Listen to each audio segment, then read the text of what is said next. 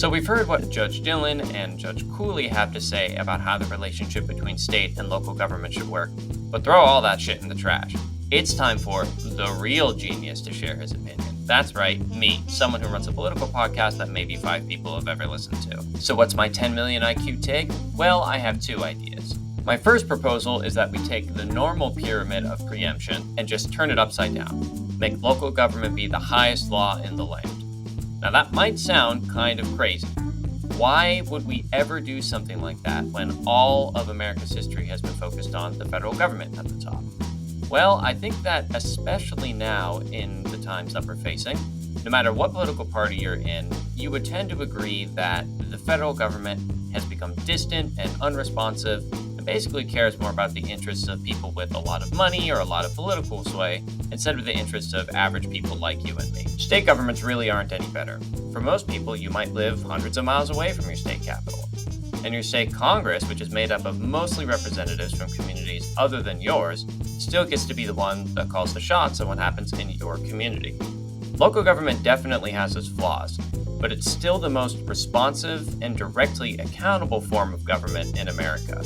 One of the weird things about the current American system is that the most important governmental decisions for your community are actually made in places that are the furthest from where you live, places like state capitals or the federal capital.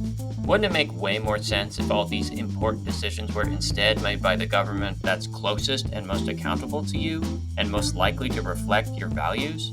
But maybe you think this absolute local authority model goes too far, and you're not comfortable with messing with stuff that's happening at the federal level. In that case, I have a different proposal. Remember this idea that Judge Cooley had about local governments predating state governments and state governments getting their authority because of delegations from local governments?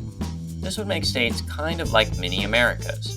The American federal government only has its power because state governments delegated some of their inherent power to the federal government to exercise on their behalf. But while states have the 10th Amendment to protect them from federal overreach, local governments don't have anything like that.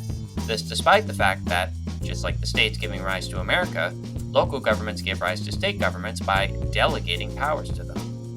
In light of this fact, what if we created a kind of 10th Amendment for local governments, making it so state governments can only exercise those powers that are explicitly delegated to them in state constitutions, and local governments otherwise retain all the power that isn't delegated? We could then combine this 10th Amendment for local governments with a carve-out that made it so local governments could legislate on matters of local concern without getting preempted by the state government. The idea for the second bit is something kind of like home rule, only with more teeth and defining matter of local concern more broadly.